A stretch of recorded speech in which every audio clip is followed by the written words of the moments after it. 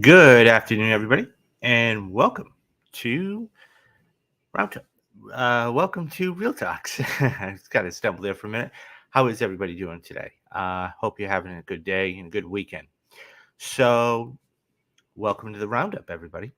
So, you guys are going to be getting a bonus, believe it or not. So, what we're going to do is we're going to do 3 stories here, and then we're going to come back in a little bit, and we're going to do 3 more stories.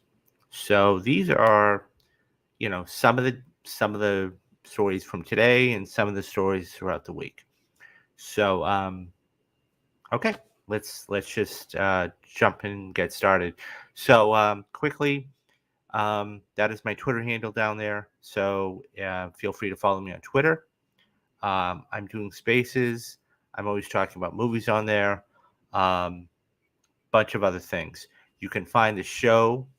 You know, if you're watching this on Twitter, you know that you can find the show here. Everybody who does pop in, I should ask, even if you don't want to stay for a little bit, just, you know, give it a chance. Hit that like and subscribe button. Check out the videos. See if you like them. See if they're for you. We got something for everybody. Okay. So briefly right off the top, Creed 3 opened last night with a pretty substantial, considering pretty substantial opening opening night, preview night, and that was about $5.3 million. Everybody I've talked to, or I've heard, or is on Twitter or reviews, said it's fantastic. I'm gonna go see it tonight. Go see it in IMAX. I can't wait.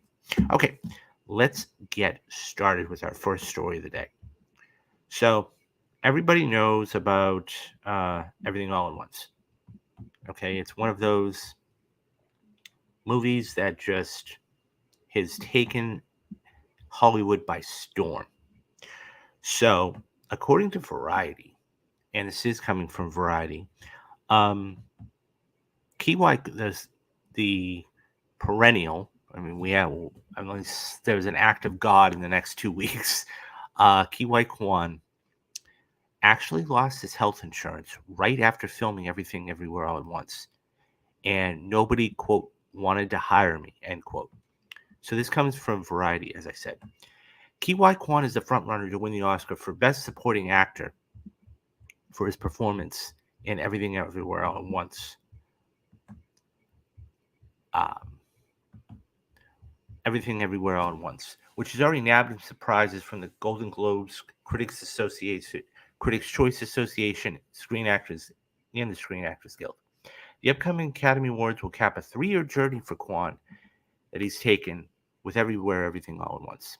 The A24 multiverse drama shot January of 2020, but its theatrical release was held for 2 years until March of 2022 because of the COVID pandemic. During a recent interview on The Late Late Show, Kwan said he spent the pandemic, quote, at home trying to stay safe like everybody, end quote.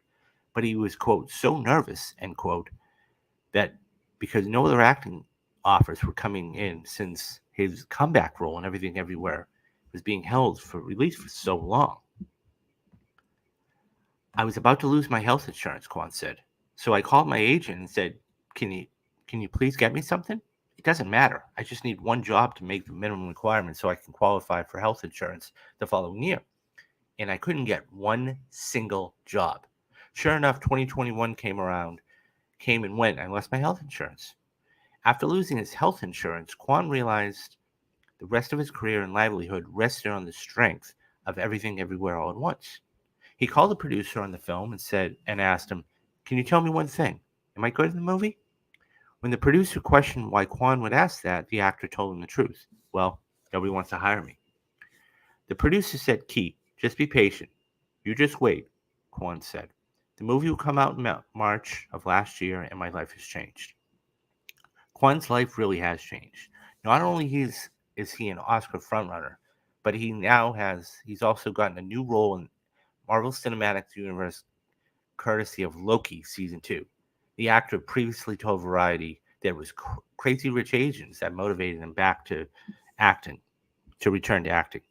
When Crazy Rich Asians came out and saw my fellow Asian actors up on the screen. I wanted to be there with them, Kwon said.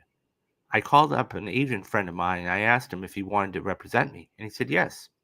2 weeks later, I got a call about this movie that stars Michelle Kwan, written by directed by the Daniels, and Wayman was one of the leads.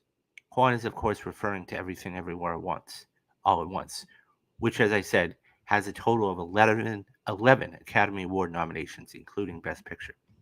So, I gotta say, this is an amazing story. I mean, we always talk about comeback stories, redemption stories. You know, this has got to be one of the best stories I've heard in a long, long time. Um, and the thing is, he's so grateful. He's so humble. He's so, you know, generous. And he's so real. Like, this is a guy that had been out of the industry for 30 years. I mean, people forget, he got his success very early. Um, and is actually turning 40 next year. And that's Indiana Jones and the Temple of Doom. And the story goes that Spielberg wanted to cast his brother. And he was 12 at the time, by the way. Kwan was.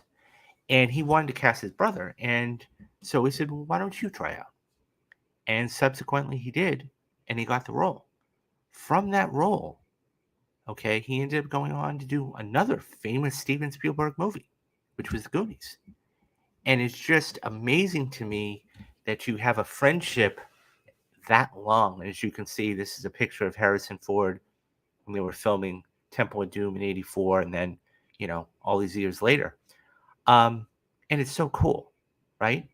We always talk about long-lasting friendships and what they mean in Hollywood and the dark side of Hollywood, but this is such a cool story, and to see that done in, I mean, this is a guy that hadn't been acted in, 20 or 30 years. Well, more than that. Um, I'm so happy for him. I am so, so happy for him just because he represents what every actor is in Hollywood, right? Your average, run of the mill guy who wants a job. And now he's on the cusp, in a little less than 2 weeks, on the cusp of winning not only his first Academy Award, but, who knows what could be. But now he's got all the jobs pouring in. I mean, he's going to be in the MCU. I mean, a lot of people kid and they're like, "Oh, you made it." Well, I mean, he is now part of one of the biggest, if not the biggest, franchises in the last 20 years. I couldn't be happier for this guy. This is one of those feel-good stories that you just, yeah, thumbs up, right on. You can't beat it, right? It's, I mean, I remember seeing the Goonies when I was a kid, Temple of Doom, and how that used to scare me, and it just, but he was so magnetic. He was so fun. And, sitting, if you guys really want something interesting to watch, sit down and watch the Hollywood Reporters acting roundtable on acting. And it's Brendan Fraser and it's Ki Kwan and it's, a couple of other people. And it's just Colin Farrell, I think. And there's a couple other guys in there. And it's just such a cool thing because, and that's the other thing too. Brendan Fraser and Key have really, because they were out of the business for so many years. And now they're not only in the limelight, but possible favorites to win an Oscar. I love this story. Yeah, and you just can't gush about it enough, right? This is one of those stories that, 5, 10, 20 years from now, we're going to look at and go, wow, that was really cool. It's just, I mean, just look at that picture, all those years later, and they're still acting. And anybody who watched, I think it was the Globes, where the first person he pointed to and thanked was Steven Spielberg. And he said, because of you, I have, I am in what I do in acting, and I've gotten back to it. And, it's just an amazing thing to see. And, Who knows? He might even turn up in a cameo in the new Indiana Jones. You know, I kid about that, but that would be something else, wouldn't it? So, I mean, the fact that, in all seriousness, though, the fact that they Crazy Rich Asians finally got him that role he wanted, yeah, that's really cool. We're starting to slowly make progress about that. What do you guys think? I mean, when do you remember seeing Ki Kwan the first time? Was it the Goonies? Was it Indiana Jones and the Temple of Doom? Was it Everything Everywhere All at Once? Um, did you like Short Round back in those days, or the characters he played? Do me a favor, leave me your thoughts down in the comment section. We'll get back to you. Okay, so let's move on to the second story. So, the Man of Steel is one of those characters that is the most renowned, beloved, and talked about characters of all time. And about 5 years ago, I read an article, and I don't know if this is to be true or false, but the Man of Steel, Superman's symbol, was one of the, if not the most recognizable um, symbols in the world. Doesn't matter who played it, whether it's you're talking about the old, serials back in the day, or of course the Christopher Reeve version, which we're looking at here, directed by Richard Donner, or of course, more present is Henry Cavill's The Man of Steel. Anyways, um, this once again comes from Variety, and basically said Superman to get a re-release to kick off Warner Brothers Studios UK Ireland Centennial celebrations. A re-release of Superman the movie will kick off a year-long 100-year celebration of Warner Brothers Studios across the UK and Ireland. And in Ireland, Warner Brothers Discovery is revealed. Warner Brothers was founded by Albert, Sam, Harry, and Jack Warner and was incorporated on April 4th, 1923. The Superman re-release at BFI Southbank and BFI IMAX in April will coincide with the 85th anniversary of the character. The re-release of The Exorcist in September will celebrate the 50-year anniversary of the horror classic. Oh my God, I feel really old now. An IMAX version of Elf will be released in November. In Ireland, a restored Cool Hand Luke screening kicked off the celebrations on February 27th in partnership with the Dublin International Film Festival. The event also featured a Q&A with Oscar-nominated filmmaker Lenny Aberson, discussing the impact of the film as a key influence on his career. A 4-part documentary will be released celebrating the 100-year anniversary of Warner Brothers from WB Unscripted Television to debut on HBO Max and select partner territories. The Centennial celebrations will also include Candlelight, 100 Years of Warner Brothers, a celebration, commemorative international concert series coming to 100 cities worldwide, including London from Warner Brothers Discovery, global-themed entertainment Fever. The series, which will run from October through December, will feature music from award-winning films and television shows from studio's history, including The Wizard of Oz, Batman, Friends, The Lord of the Rings, and Inception. There is also occasion to rejoice for fans of can't talk today, guys. Physical media. Warner Brothers has unveiled a series of 3 4K 5-film bundles and a 30-film studio collection box set to celebrate the centennial. That's what you're looking at right here. Several classic films have been refreshed with 4K restorations, including The Maltese Falcon, Rebel Without a Cause, Cool Hand Luke, The Exorcist, Enter the Dragon, and Training Day. In addition, Warner Brothers partners are developing a line of products including collectible toys, gifts, and fashion pieces to celebrate the centennial. Well, I mean, this is pretty cool. I gotta be honest, right? Um, it's one of those things where you go, wow, 100 years? Really? Yeah. And it's just, you look back at all the fantastic films they've done. And um, we'll probably continue to do in the future. I mean, they've got this whole new, DC thing going on now. So, I'm really happy and excited under James Gunn. But as I was saying earlier, the Superman logo is, and I read this about 5 years ago. It's one of the, if not the most recognizable symbols in the world. It's one of the top five. The Catholic cross being the number one. You have Apple. You have Google. The Superman symbol.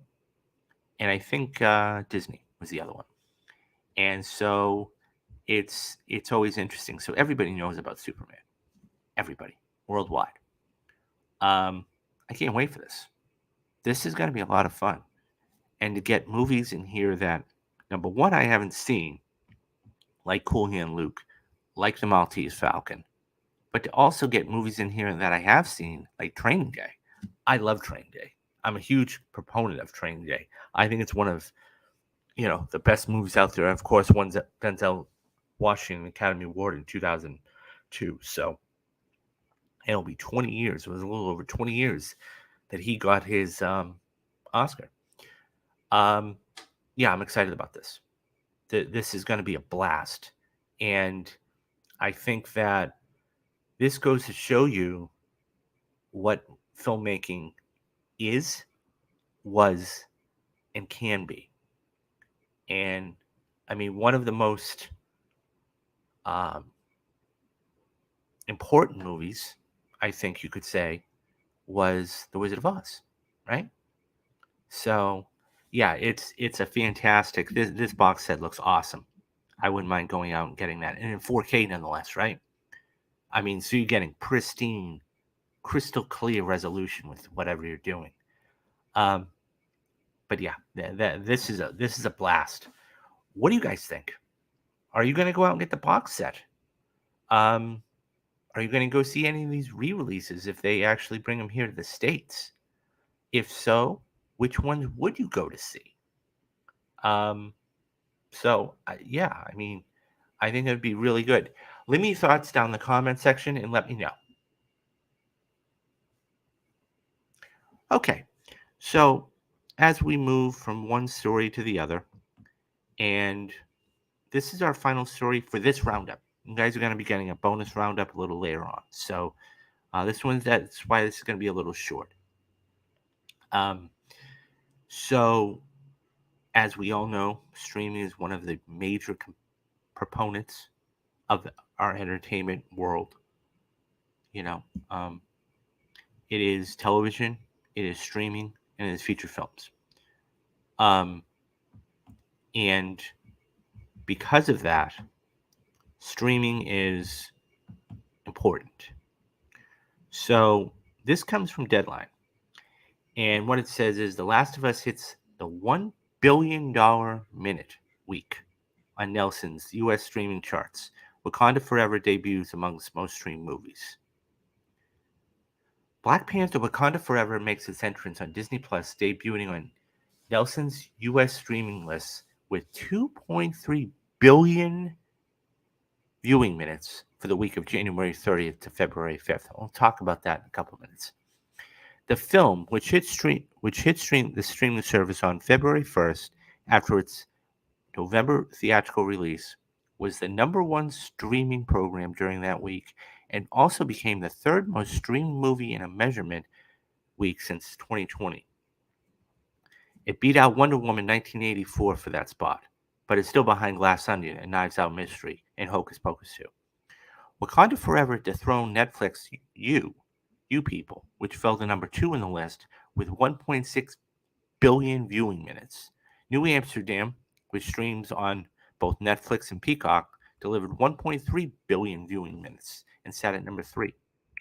The HBO series The Last of Us hit a milestone this week, notching its first billion-minute week since it debuted in January. With 5 episodes available, the post-apocalyptic series jumped 36% from the last interval to notch 1.2 billion minutes in 4th place overall. Nielsen streaming measurements only account for viewing on HBO Max, so these numbers don't reflect any viewership on HBO's linear channel, meaning they're not counting the channel, they're just counting streaming. HBO hasn't released updated viewership numbers for the series since episode 4. Perhaps unsurprisingly, Nelson asserted the audience profile for The Last of Us is virtually identical to The Walking Dead and skews younger and more male audiences. And that's when I ask people, have you seen The Last of Us? Have you seen The Last of Us? I'm like, no.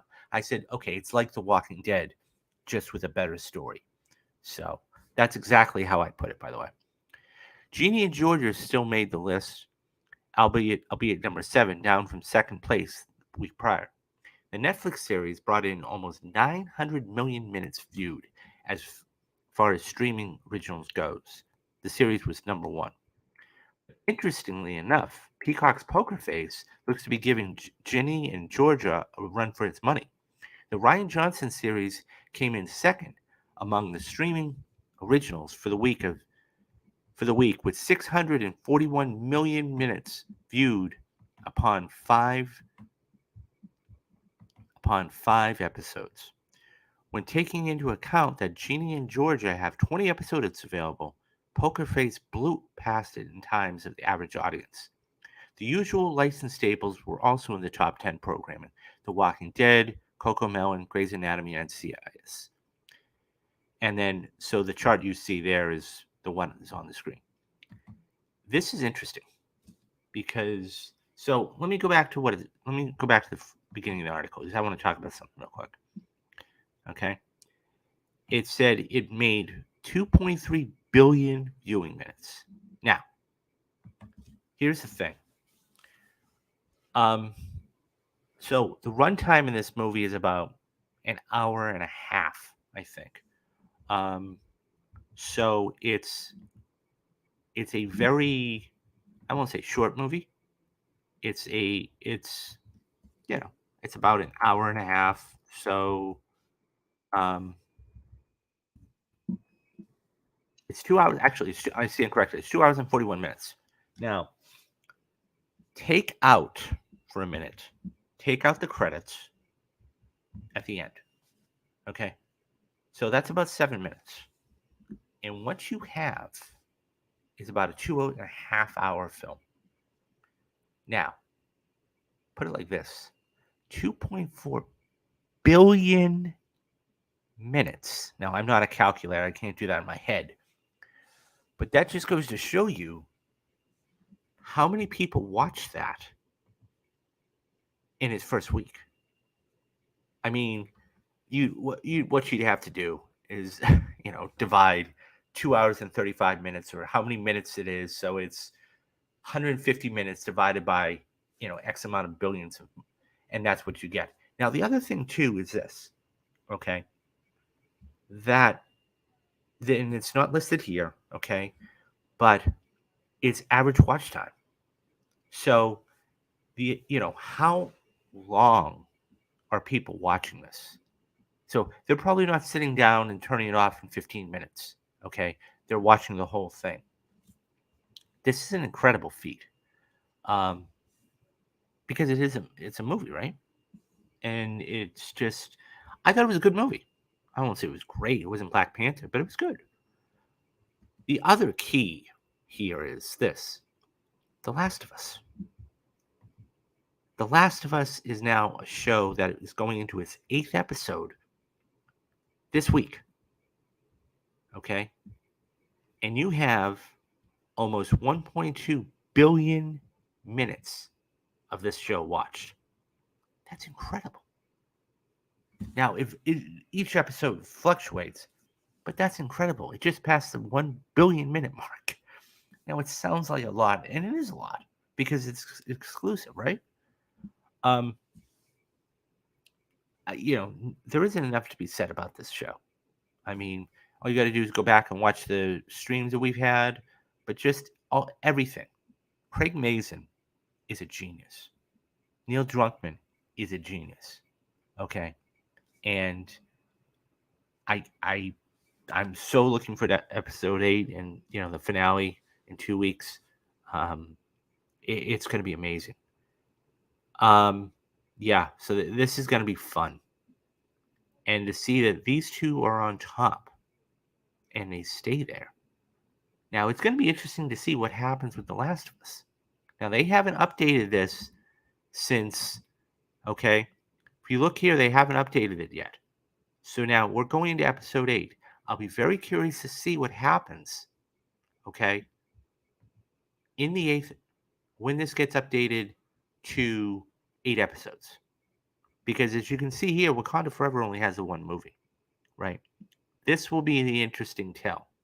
It's still a phenomenal rate, but it will be interesting to see what happens with that. I can't wait for episode 8, and you know, this is going to be an incredible. Let's see how well it stays up there. I mean, of course, you're going to have your staple shows, you know, NCIS, Grey's Anatomy, Walking Dead.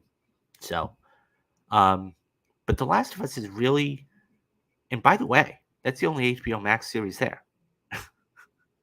So that's something else to you know contend with. But yeah, I congratulations to HBO Max. Congratulations to everybody who worked on the project. Congratulations to everybody. This may not be a big deal to them, but it's a big deal to us because we're watching it. So I'm so happy for them. And Disney Plus, they hit a home run. It just goes to show you they hit a home run. And I would have been really curious to see, and we'll never know this, how much money that would have actually continued to make if that had stayed in theaters. We'll never know. So, anyways, that's that's a great story to see in itself. Um, so what? That's it for today's roundup. I'm going to be bringing you another one either today or tomorrow. I'm going to go see Creed tonight, probably. So tomorrow, definitely. I got 3 stories lined up for you. Couple quick side notes. We are going to continue to do The Mandalorian. Kyle's not going to be with us, so he's going to be exiting after The Last of Us in 2 weeks. As I said, and go check out the channel update video. That tells you everything you need to know about that. We are going to be doing The Mandalorian every Wednesday. Okay. Um, I have the perfect. I have, you know, I have to sit down and watch Fargo, and you guys are going to be getting 2 first reaction videos this month. Um, what else? Yeah, I mean, just stay tuned. We got a ton of, all the big movies coming up this summer. I'm going to be doing spoiler casts for them. Okay, and that's going to be a big thing. Um, I know I keep saying it. So we're gonna be, as I said, we're gonna be streaming The Last of Us on Sunday after the episode. Come back here, okay? Tyler, myself, Destiny, and um, Kyle are gonna be streaming that. Okay. Creed 3, I'm going to see tonight. I'm going to see this tonight. I've heard fantastic things. I've heard it hits home, no pun intended. But people are saying this is the best in the trilogy, so I'll have to check that out. Guardians of the Galaxy 3. So the reason why I'm not doing any spoiler casts is for the month of April is because we're doing The Mandalorian and other shows. I have other things to do. But starting on May 5th, we're going to start with the spoiler cast. And then that's going to be June 2nd, Across the Spider-Verse. In May, I'm going to sit down and watch Into the Spider-Verse, which is the first one. So that way I can walk in and I know exactly what I'm talking about. And, Rise of the Beasts, Transformers, June's packed. The Flash from the 16th. I am now hopefully this weekend. So I have applied. I doubt I'll get it, but I have applied to CinemaCon to try and get a press pass. I'm going to try and get a press pass to CinemaCon. If not, I'll call. I'll figure out what I have to do. Um, who knows? Maybe if I plead my case, maybe they'll let me in. But we will be doing a Flash um, spoiler cast. And then at the end of the month, we've got Indiana Jones and the Dial of Destiny. And so that's going to be a fun one. We've got, I think, what's going to be the biggest movie of the year, hands down. Hands down. Mission Impossible. Um, so that's going to be huge. The next week, we have Oppenheimer. And then not pictured there is Barbie. So I'll be curious to see if they'll move that. And we got a ton of other stuff on the channel, guys. You're going to be getting your perfect movies. You're going to be getting your first reactions. You're going to be getting your weekly roundups. You're going to be getting interviews sprinkled in here and there. I just put out an ad to try and get in front of this for a new co-host. And I put it on Twitter. And as I said, that's my Twitter handle down there. If you do follow me on Twitter, get the word out. If you know anybody that wants a role, does this a couple times a week. Unfortunately, I'm trying to get paid myself, so I'm doing this for free. Nonetheless, though, but seriously, if you know somebody that wants this, hit me up on Twitter and we'll talk. Yeah, and that's about it. So on Wednesday we've got them. As I said, we got the Mandalorian coming up, and that's about it, guys. So I'm going to basically upload this.